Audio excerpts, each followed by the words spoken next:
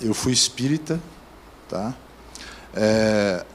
O meu pai e a minha mãe, no início, quando eu era criança, ainda eram católicos. Depois mudaram para a religião espírita. E eu cresci aprendendo uma doutrina que foi criada por homens e uma doutrina vã, falsa, que leva para distante de Deus. E eu seguia isso como se tivesse seguindo um caminho verdadeiro, que eu acreditava, até porque eu fui doutrinado nisso. E interessante que eu trabalhei com um rapaz que ele era muito católico, e ele já até faleceu. E ele me falava sempre das mensagens de Nossa Senhora no mundo todo. Que Nossa Senhora alertava para que era necessária a conversão, a oração e a penitência, né? E com isso eu fui criando uma certa curiosidade e comecei a ficar meio assim, balançado com isso, né? E daí eu comecei a procurar na internet mensagens de Nossa Senhora no mundo todo, Fátima, Guarabandal, Medjugorje, Genisse-Rien, na França. E com isso eu fui, através dessas mensagens, que ainda não era a palavra de Deus, mas que eu acabei chegando na palavra de Deus, que realmente era aqui que eu tinha que estar, me ensinando sobre os sacramentos. Eu não tinha noção do que era o sacramento do casamento, não tinha noção do que era o sacramento da reconciliação, do perdão, a Eucaristia, Santa Missa, eu não tinha noção de nada disso. A única coisa que eu sabia rezar era o Pai Nosso. Eu não sabia rezar uma Ave Maria.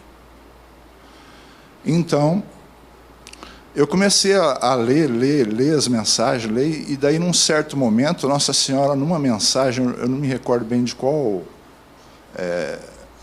região do mundo que Nossa Senhora apareceu, deu a mensagem, que não era para a gente guardar essas mensagens para si, que isso era uma graça que tinha que ser difundida, divulgada, que a salvação não era só para um, era para todos, mas que a gente tinha que trabalhar para que outros também acreditassem e se convertessem.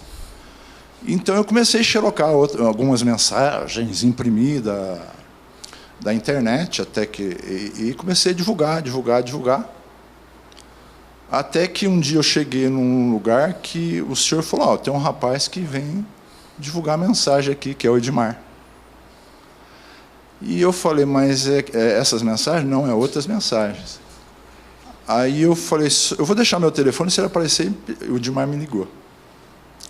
Aí o Edmar acabamos nos conhecendo e começamos a divulgar as mensagens, só que ainda não tinha assim, centrado bem na palavra de Deus, né? E o interessante é que, no momento que eu comecei a ler as mensagens, a Nossa Senhora me ensinou o sacramento da confissão, da Eucaristia. Eu me senti, a primeira coisa, que eu tinha que me confessar.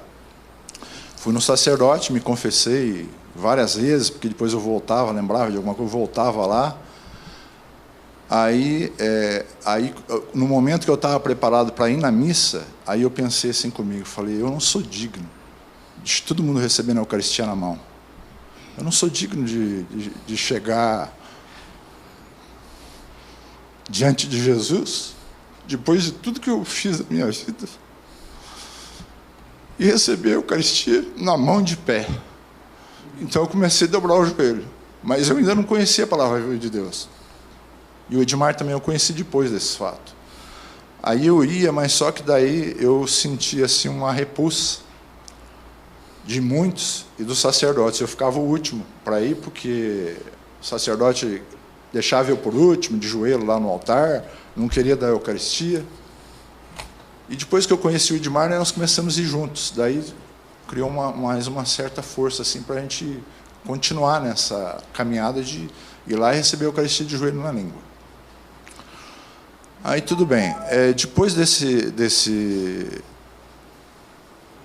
fatos também, quando a minha conversão, que já me levou também para receber a Eucaristia, eu tive alguns sonhos. E eu vi o próprio inimigo de Deus. E eu estava numa viagem para Curitiba e ele apareceu para mim do jeito que ele é. Porque eu pedi para Deus me mostrar a verdade, né? Ele apareceu com a pele vermelha, com chifre, com o rabo pontiagudo, como se fosse uma ponta de lança, e o olho amarelo, com um risco no meio, como se fosse o olho de uma cobra. E ele falou assim para mim: tudo que é seu será meu. E eu acordei no ônibus gritando: menos a minha alma. E tudo isso aí, depois aí eu comecei, fui me confessar, fui me comungar, depois desse fato que aconteceu tudo isso.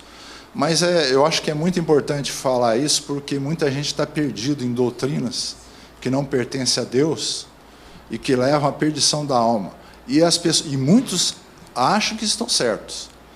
Até no início da minha conversão, eu comecei também, com as mensagens de Nossa Senhora, a ler muita Bíblia. E tem uma passagem na Bíblia que eu li em Gálatas que fala assim, que a minha família falava muito Evangelho segundo o Espiritismo. Inclusive que eu li e pedi perdão para Deus por ter lido isso, que é anatema. E aí na Bíblia fala assim: mesmo que um anjo do céu desça do céu, lhe apresente um outro evangelho que não seja esse que eu vos deixei, ele será anatema, será maldito. E eu comecei a ler aquilo lá, e daí comecei a ler outras passagens bíblicas. Até eu só vou citar aqui os capítulos, só para que alguém que esteja, algum ouvinte que esteja escutando, esteja na dúvida que está no caminho certo, né? Também, Epístola aos Gálatas, capítulo 1, versículos 6 ao 10, fala sobre o Espiritismo, né? E doutrinas vãs, né? Levítico, capítulo 20, versículo 6. Timóteo, capítulo 4, versículo 1. Então, toda a Bíblia alertando, não só nisso, para a parte de doutrinas vãs, doutrinas demoníacas, que levam o homem ao engano e ao erro, para longe de Deus, mas também para várias outras coisas. A Bíblia tem resposta para tudo. E me apegando à Bíblia, até que eu conheci a palavra viva de Deus, e aí eu fui a primeira vez na Santur, quando era na Santur, um dos primeiros eventos da Santur. Quando eu cheguei lá e vi todo mundo recebendo a Eucaristia de joelho na língua, eu falei: é aqui que eu tenho que estar. Porque em nenhum lugar mais ninguém aceita mais dobrar o joelho para Jesus. Aí eu não abandonei mais. Eu comecei a frequentar a Palavra de Deus em torno do ano 2000, estou até agora. E não saio daqui nunca mais.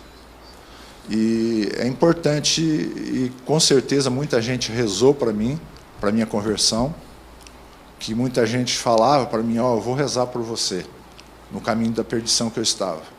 E com certeza foi a oração dessas pessoas que me tiraram, porque eu estava com o pé no inferno, já. E Deus teve misericórdia de mim. E quem estiver escutando o que eu estou falando aqui agora, ainda dá tempo, a porta ainda está aberta. Basta se arrepender e pedir perdão. Deus é misericordioso e perdoa.